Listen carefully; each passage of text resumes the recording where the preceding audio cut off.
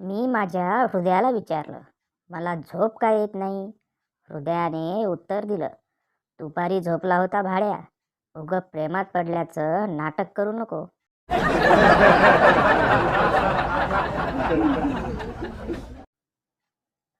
कारला टेकून उभ्या असलेल्या त्या बाईकडे एकटक पाहत असताना बायकोने विचारले, अहो, काय बघताय त्या बाईकडे? नवरा, मी विचार करतोय, मी अशी कार कधी घेणार आणि तू अशी टेकून कधी उभी राहणार?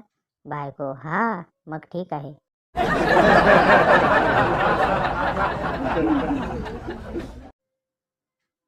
जनसंख्या नियंत्रणावर जे काम कोणतीच सरकार नाही करू शकली, ते काम फक्त प्रायव्हेट शाळेच्या फीजने करून दाखवलं आहे.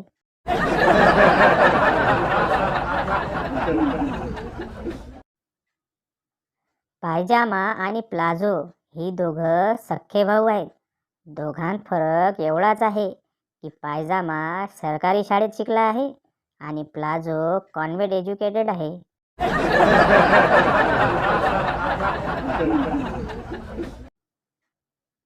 फिटनेस काय असते? जीवनाच्या अंतिम श्वासापर्यंत तुम्ही भारतीय देशी संडासमध्ये बसून कुठलाही सहारा न घेता परत उठू शकलात. हीच खरी फिटनेस आणि तंदुरुस्ती. बाकी सगळी अंधश्रद्धा.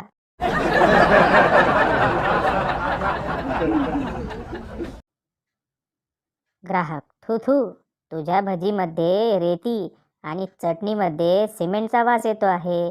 भजीवाला, असणारच साहेब, आम्ही सिव्हिल इंजिनियर आहोत.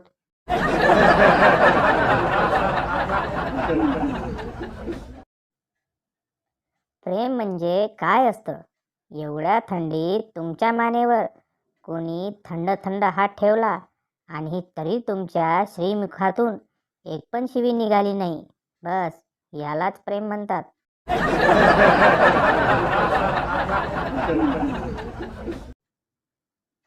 लग्नानंतर बेडरूम कसा सुगंधित होतो? 3 वर्षापर्यंत परफ्यूम, चॉकलेट, ग्रेप्स. 3 वर्षांनंतर baby powder, baby lotion, baby cream, Huggies, diaper. 15 वर्षानंतर झंडू बाम, विक्स, आयोडेक्स, मूव. 40 वर्षानंतर अगरबत्ती, धूपबत्ती.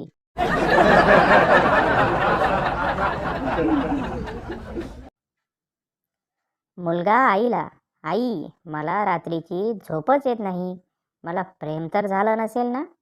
आई, मेल्या, दुपारी 3 तास झोपतोस, ते बंद कर, प्रेम झालंय म्हणे.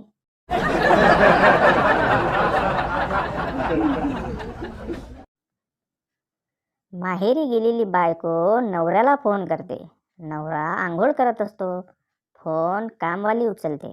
कामवाली, हॅलो साहेब, आंघोळ करत आहेत. तुम्ही कोण बोलत आहात? बायको, अगं, मी साहेबांची बायको, तुझी मालकीन बोलते.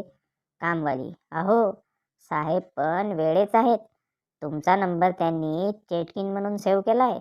बायको सकाळच्या पहिल्याच एसटीने घरी आली.